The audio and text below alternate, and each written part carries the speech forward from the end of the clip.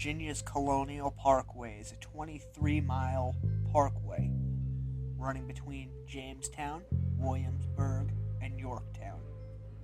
It is listed as a National Scenic Byway, constructed between 1930 and 1957. It links these communities. It is a nice, leisurely drive, free of semi-trucks and shielded from view, with bridges that span chasms and rivers and dense foliage all along the side of the road. It's the type of place you could picture a movie like Smokey and the Bandit taking place. Although, unlike that fictional world, speed limits range from 35 to 45 miles an hour. It is part of the National Park Service's Colonial National Historic Park. And between October 1986 and September 1989, it was the site of at least 8 unsolved murders. The first 2 victims, 27-year-old Kathleen Thomas, a U.S. Naval Academy graduate, and her friend 21-year-old Rebecca Ann Dowski, were found on October 12, 1986, over the Columbus Day weekend. They were inside Thomas's white 1980 Honda Civic at the Chatham Annex Overlook near Williamsburg. Thomas, a naval veteran as well as a police officer, drew considerable attention from law enforcement due to her line of employment. And while considerable resources were put into finding the killer or killers responsible, the case would soon grow cold. This is the Deathcast, and these are the Colonial Parkway Murders. Hello, and welcome to the Deathcast. I'm your host, best-selling author Ian Totten, and I'd like to thank you for joining me this week as we prepare to take a look at the still unsolved Colonial Parkway Murders. Before we get into our story for this week, however, we've got the normal plugs and show notes. If you would like to follow me on social media, that would be Facebook, Instagram, MeWe, and YouTube. Just search for Ian Totten, author. Click subscribe, like, or follow, and you're in. If you'd like to follow me on Twitter, you can find me at Corpse Creek. If you would like to find out what's going on in the world of the Deathcast, as well as with my written works, you can go to my official website, corpsecreekpublishing.com. There you can sign up for the mailing address. You can click on the donate button if you would like to help with the production of this show, which, for those of you who have donated, it is greatly appreciated. I don't think many people realize it costs money every month to put this show up on all of the websites and podcast apps that it is on. You can't just post this stuff for free. So if you'd like to leave a donation, buy me a pack of cigarettes or a cup of coffee, just go to corpsecreekpublishing.com. If you'd like to find any of my written works, you can find links on that website. You can also find them on Amazon, Barnes & Noble, or wherever else it is that you get books. If they don't have my books in stock, you just tell them the name of the book that you're looking for. That could be any one of the Blood God trilogy, The House of Silver Doors, or The Throwaway Girls of Olympia, and they will order it for you. If you enjoy this show and want to let other people know about it, please go to your favorite podcast app, subscribe, share it on social media, and leave a 5-star review. Those really do help with getting the show out there to new listeners. Alright, now that the plugs are out of the way, find yourself somewhere comfortable to sit back, relax, kick your feet up, close your eyes. I've got my coffee, I've got my cigarettes. Let's go into the crypt. As you heard in the trailer, we are covering the Colonial Parkway Murders, which took place in Virginia from 1986 until 1989. Now, the Colonial Parkway runs from Jamestown in the west end to Yorktown on the east end, and along the way, it passes through Williamsburg.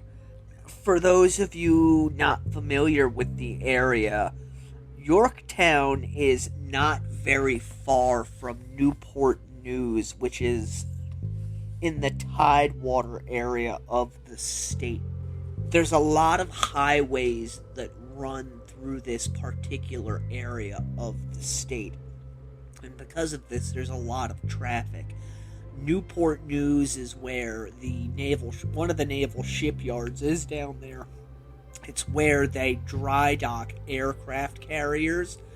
And then you have further on the Portsmouth Naval Shipyard, which is in Portsmouth, Virginia. So this whole Tidewater area is very military-centric. You have Norfolk, where the largest naval base in the world is. You also have various Marine bases and Air Force, and I believe even a couple of Army bases in the area. So it's a fairly populated area.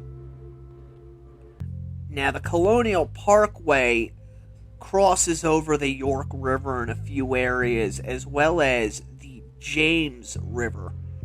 This area is fairly historic. The parkway is really a scenic route. It's not intended for heavy traffic, and as such, if you drive along it, you will see other cars, but you're not going to see as many as you would if you were to get on the other freeways in the area. And because of this, there are a lot of scenic pull-offs, areas that are shielded from view of the main road. But the road itself is really shielded from the other roads in the area, in that the fauna and wildlife on the sides of the highway have been unmolested. So if you were to drive along a road that runs parallel to it, you would not be able to see what is taking place on it. In fact, should you ever chance to go down there, it's a fairly desolate stretch of road that is patrolled by the National Park Service, the rangers. It's one of the few roadways going through national parks in the U.S. that is without tolls. That is to say, there are no gates at either end of the Colonial Parkway, so there's really no way for park rangers to know who is getting on and off of it. On October 9th, 1986, 27-year-old Cathy Thomas, a 1981 graduate of the Naval Academy, and her girlfriend, Rebecca Dowski, a 21-year-old student at William & Mary College, left the William & Mary computer lab together. I've seen a few different articles stating that the two of them had plans to go out for that weekend, as it was something of a long weekend, being Columbus Day weekend. But it does not appear as though, red flags came up or anyone sounded the alarm when the couple was not seen. On October 12th, an individual was driving down the Colonial Parkway when they noticed a white Honda hatchback parked down an embankment, almost as though it was intentionally hidden from view. This individual was able to get to a phone and call it in before going back to the scene. And when a patrolman arrived and went down to the car, he noticed that the windows were all up, the car was turned off, and that there appeared to be someone in the back seat. Upon opening the doors, it was learned that the individual who was in the back seat was dead, and that was Rebecca Dowski. It was noted that she had rope burns on her wrist as well as around her neck, and it was thought that she had been possibly killed by strangulation, although this was difficult to tell for certain as her throat had been slashed so deeply that she was nearly decapitated. Inside the car, they also found the couple's purses with all of their money and other paperwork inside it. Upon further inspecting the vehicle, it was found that Cathy had been shoved into the hatchback area of the car, and she too had rope burns around her wrists and throat, as well as the deep gash through the neck muscles. It was noted that neither woman appeared to have been physically assaulted beyond the knife wound to the throat and the rope burns, and that there were no signs of a sexual assault. Although they did find a clump of hair between Kathy Thomas's fingers. It was also discovered that someone had poured diesel fuel all over the vehicle in an attempt to set it ablaze, although this did not take place. And it makes me wonder if the individual did not realize that diesel fuel has a much higher ignition temperature than regular fuel, and it would take a much hotter burning fire in order to get it to ignite. The police, in conjunction with the National Park Service, put up flyers trying to find out any information that they could concerning the two murders, but unfortunately the case quickly went cold. And quickly want to point out that unlike in today's day and age where a lesbian couple being brutally murdered and left in a car would be labeled a hate crime and it would be all over nationwide news, if not on, worldwide, in those days, murders like this generally did not attract much outside attentions, especially if it was what was seen as an isolated incident. They were not very far off from William and Mary College, and the police's thought process was the individual responsible for this was more likely than not a local. Back then, not so much nowadays, this area of Virginia, despite all the influx of new people who were in the military, you still had a lot of locals who had the mindset of, we're not gonna talk to police or anything like that. This is a local problem. So I'm sure there was a little bit of that going on in this case. I lived in the Tidewater of Virginia for a number of years back in the late 90s, early 2000s, and there was still a lot of that backwoods local yokel mentality among the people there, where they didn't like outsiders coming into the area, they didn't want anything to do with them, and they did not like, federal police such as the U.S. Rangers Service, and they didn't want anything to do with them. So, armed with that knowledge, I suspect that if anybody knew anything about the cases, just because of the fact that this was two gay women, and that they would have to go and interact with the police, they weren't going to say anything unless the police came to them. And even then, it was a crapshoot as to whether or not they would give up the information they had or hold it to themselves. As I said, the case went cold until September of 1987. 20-year-old David Knobling had taken his younger brother, a cousin, and a 14-year-old named Robin Edward out to an arcade on September 19th.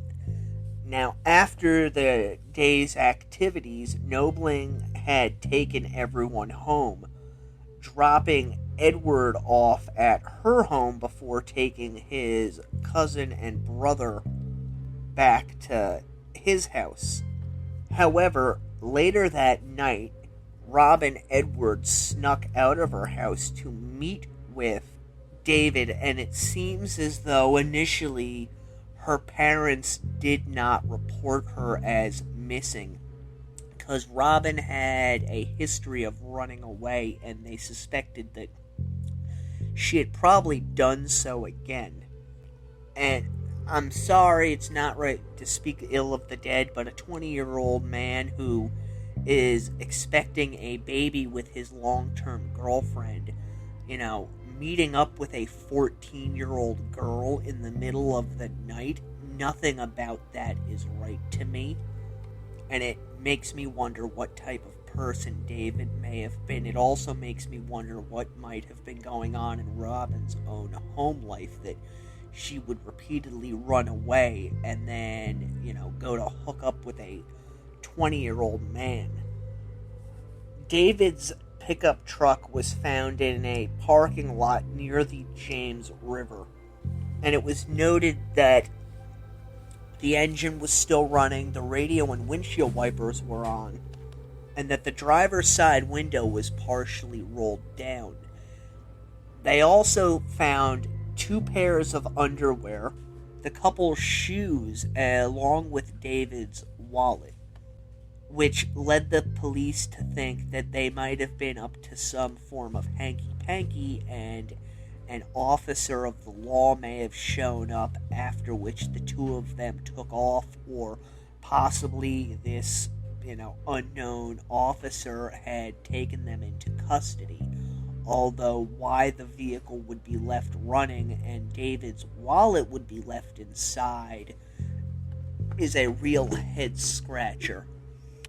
On September 22nd, 1987, 2 bodies were found washed up in the James River on the Ragged Island Wildlife Refuge. These bodies were found to be of David Knobling and Robin Edwards. Both of them had been shot in the head execution style, which is to say, from the back.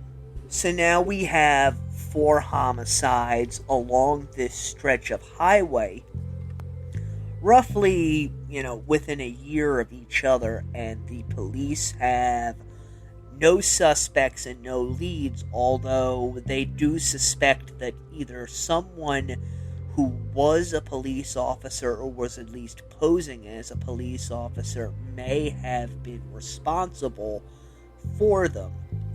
The police ultimately tied these 2 cases together, despite the fact that there was a difference of MO in the crimes.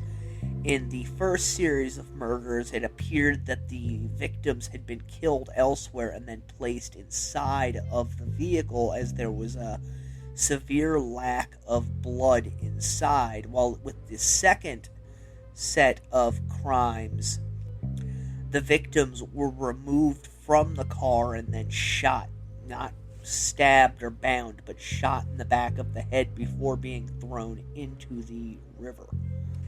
Just putting on my own detective hat for a moment, I'm wondering if the individual who did not come upon the second couple, this David and Robin, might not have come upon them in the course of their official duties and ordered them out of the vehicle.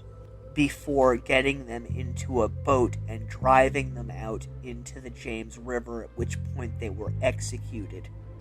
And I say that because the bodies were found next to each other, and it's very unlikely that two bodies thrown into the water would be found on the same date at the same time next to each other.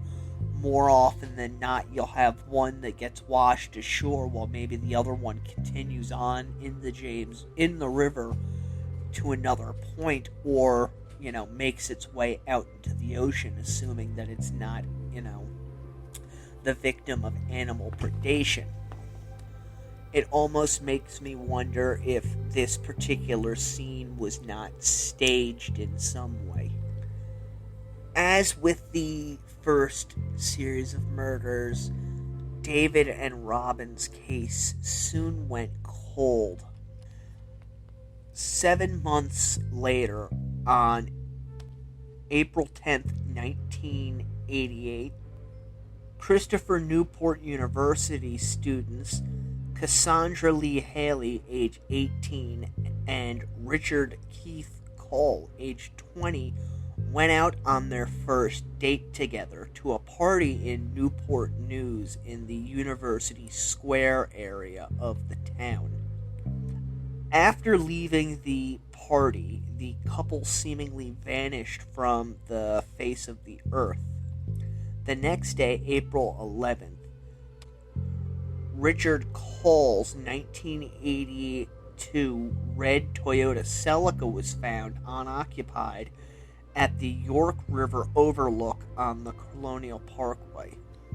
Police noted at the time that the area that Richard's car was found in was about 2 miles from where the first couple, Cathy and Rebecca, had been discovered. It was also noted that Richard's wallet and Cassandra's purse were inside the vehicle, along with both individuals' clothes. So it seems almost as though they had gone out to this overlook to possibly park and pet, and maybe things kind of got a little bit serious, and then somebody came across them, or it could be that they had gone out there to talk and maybe make out, and someone came upon them and ordered them out of the vehicle and stripped them down before killing them, although neither of their bodies have ever been found.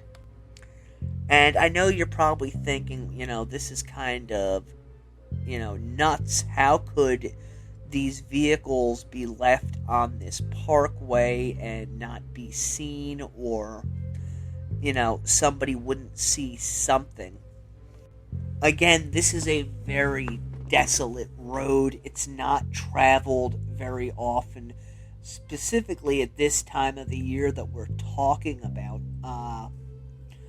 Virginia was just coming out of the thaw of winter. And unless you're a tourist traveling this road, very few locals go onto this road. And the National Park Service, they might send a patrol down it a few times a day. But if they see a car that's parked in, a turnoff or a scenic overlook or something along those lines, they may just assume that the individuals in this car got out and went for a hike. Again, it's a very beautiful, rugged area, and people want to do those types of things. So it's very possible that a park ranger may have seen the vehicle, or another person might have seen this vehicle sitting there and just assumed that whoever it belonged to had gotten out to go and gone for a walk, either to just walk through the woods, or maybe go down and look at the river. Now, these two rivers feed eventually into the Atlantic Ocean, so it isn't surprising to me that they may never have been found if the individual who showed up and decided to kill them threw them into the water. It's very likely that either they washed down stream and got caught somewhere, that they would never be seen unless somebody was specifically looking for them, or they continued on out into the waterway. I believe it's the Chesapeake Bay that the James River flows into, before, either going out into the ocean or again, coming across a hungry sea animal that might have decided to, take them for lunch. That stuff happens all the time. When I was in the service, we were on our way back into France, and they pulled a body from the water. Mind you, this is out in the Atlantic Ocean. And it was, this person was thought to have been in the water for about 2 weeks or so, a victim of organized crime. But the amount of animal predation on this body, animal predation meaning animals that had feasted upon it, was pretty significant. Fingers were missing, toes, that sort of thing. So, it's, they were in the water, the body bloats with all the gases and what have you. If something came along and bit into that body, which released those gases, it would be very easy for that body to sink down below the water's surface and simply disappear. As with the other cases, the murder of Richard and Cassandra went cold fairly quickly. On September 5th, 1989, just after Labor Day, Daniel Lauer, age 21, and Anne Maria Phelps, age 18, went missing. It's important to note with this particular case that Daniel and Anne Maria were not dating. Anne Maria was actually dating Daniel's younger brother. The two of them were driving to said brother's home in Virginia Beach, and the car that they were traveling in was found abandoned at the New Kent rest stop on I-64. Interestingly, they had been traveling eastbound, but the vehicle was found on the west side of the highway. And this actually threw the police off, as they couldn't figure out why it would be that they were heading in one direction only to turn around. My own speculation is that either they realized they had forgotten something along the way and decided to go back and get it, or perhaps for some reason they were forced to turn around either by a law enforcement officer or by some other unknown. The car was found in a rest stop, and Anne Maria's purse was found inside of the vehicle. And it's unclear if police initially linked the disappearance of the young couple to the Colonial Parkway murders, or if that happened after the fact, as initially there were no bodies. However, that changed when some hunters who were on a logging road near Interstate 64 between Williamsburg and Richmond discovered a blanket, and underneath this blanket, the badly decomposed bodies of two individuals, at which point the police were contacted, with police noting that one of the bodies was possibly stabbed, that being of Anne Maria Phelps. After this, however, the case, as with the others, went cold. Now, the local police linked all of these cases together. However, if you look at the MOs of these crimes, it seems unlikely that the same person did them, just based on the known methods of murder.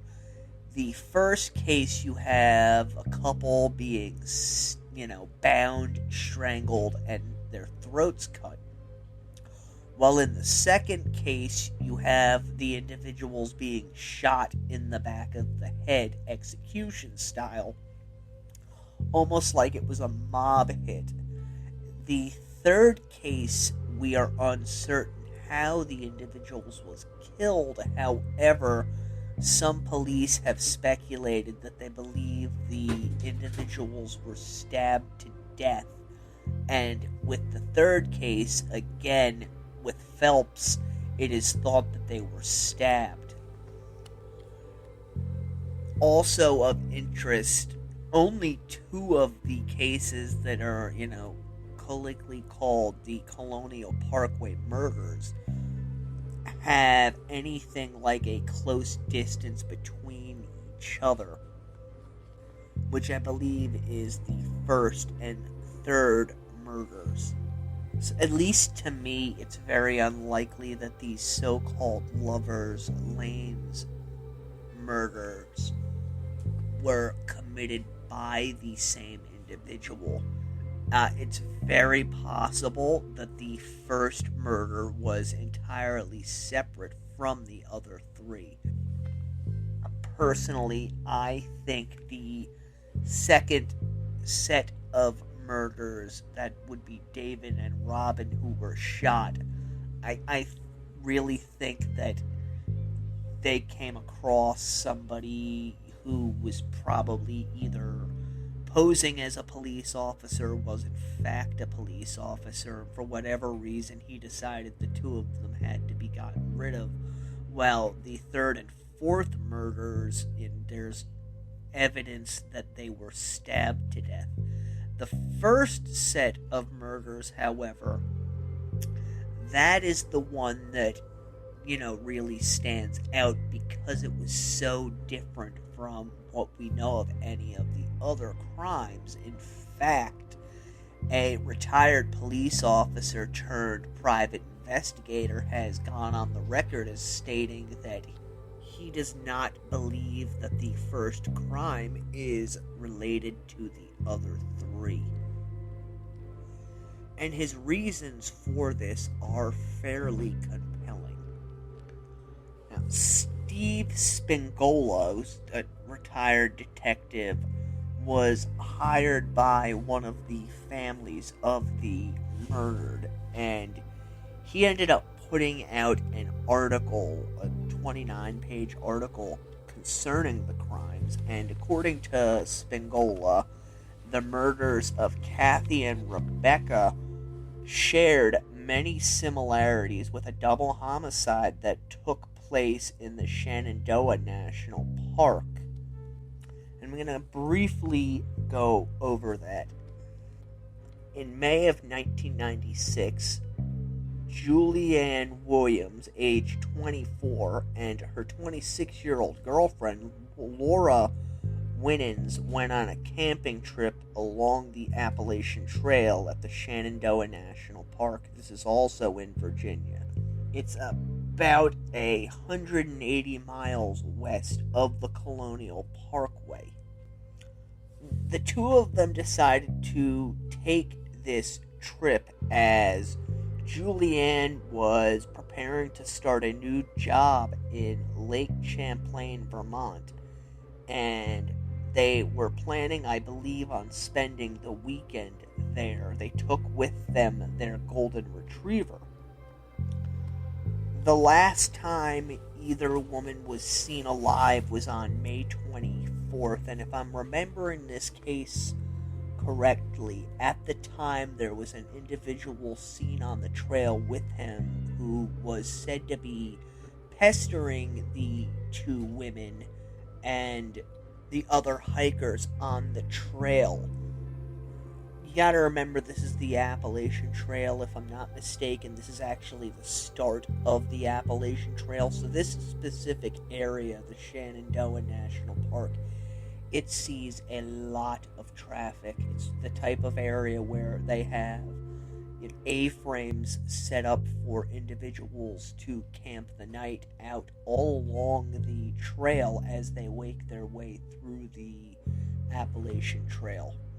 So this individual was seen, bothering these women, bothering other people, and then they were not seen again. This again on the 24th of May. Naturally, when the women's families did not hear back from them, they contacted the authorities, who went out to the trail to see if they could find anybody who might have seen them, because a lot of these people walking the Appalachian Trail would, might spend a couple of days in a specific area before moving on to, the next leg of their trip. And it was at this period of time that they learned about this mystery man who was harassing them. On June 1st, they found the women's bodies about a quarter mile from the Skyline Drive, which is just off the Appalachian Trail. And again, if I'm remembering correctly, their campsite was kind of set off the beaten path of the trail.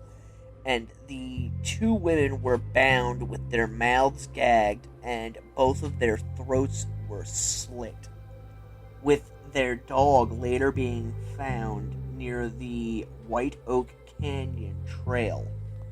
So there you can see the similarities between this murder that took place in 1996 and the murder of Kathleen and Rebecca almost a decade beforehand in 1986. The detective Spingolos has gone on the record in this article he wrote stating that he thinks that both of these crimes were hate crimes aimed at the two couples because they were lesbians.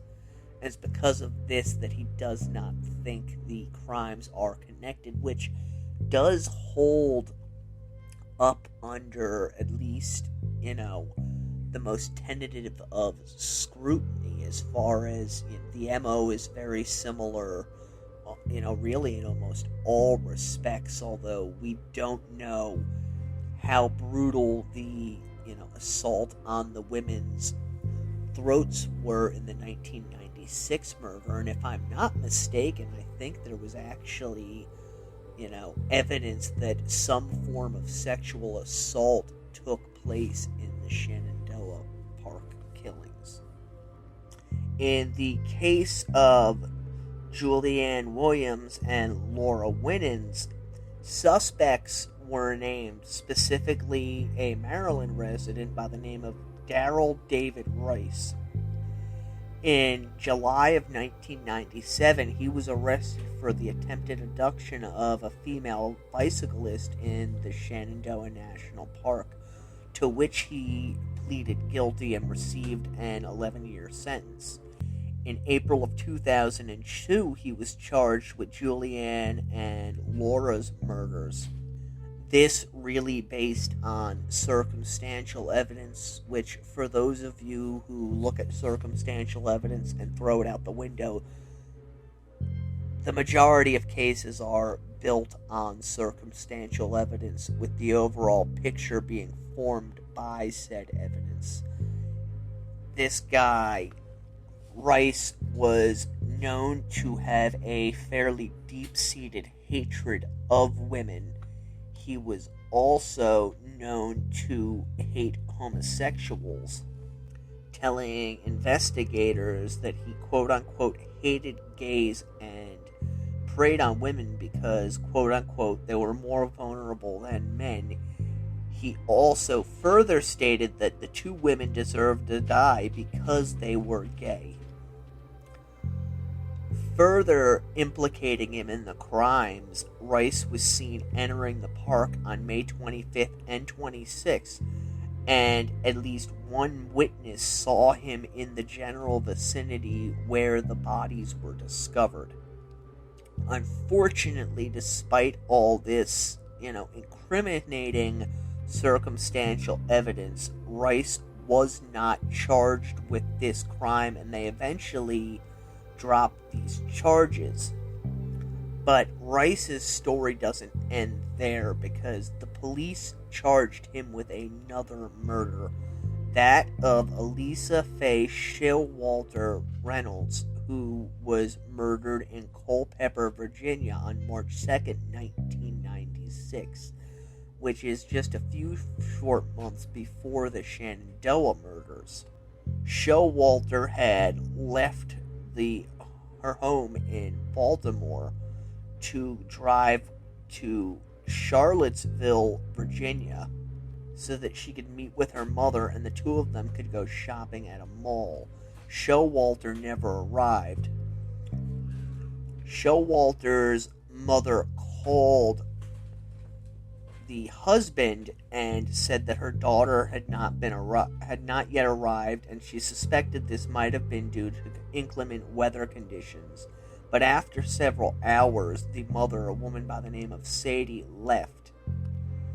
Alicia's car was found around 6 p.m. along a highway near Culpeper, Virginia. There was a napkin on the window, which indicated that she had had car trouble, although it was later determined that there was nothing, in fact, wrong with the vehicle. The following day, the police set up roadblocks and talked to numerous witnesses who all stated that they had seen Alicia talking with a man driving a blue pickup truck along Route 29. And it was later found that close to 30 different women stated they had been harassed by a man driving that route, and that this man who was harassing them was driving a blue pickup truck.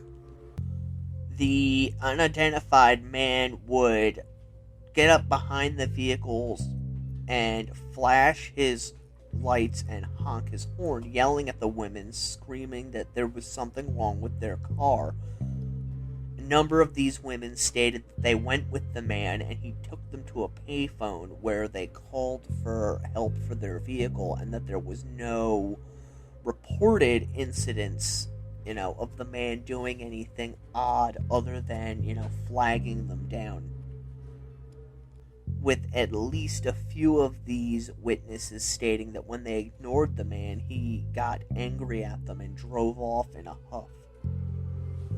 One woman claimed that about a week before Alicia went missing, a similar situation had happened along Route 29 when a man in a blue pickup truck started flashing his lights, honking his horn, and yelling at her that something was wrong with the vehicle, and he offered her a ride, which she accepted. Although, unlike the other stories police heard, the man apparently attacked her shortly after getting her inside of the truck, and the woman was able to escape, leaping from the vehicle and breaking her ankle in the process. On May 7th, Alicia's body was found in a wooded area 15 miles southeast of where she had last been seen, with the police speculating after the fact that these scenes with the pickup truck along Route 29 might have been practice runs for a budding serial killer, which eventually led them to the aforementioned Darrell Rice. The reason he was linked to this particular case is that his father lived along Route 29, and he drove a similar pickup truck to the man who was known as the Route 29 Stalker.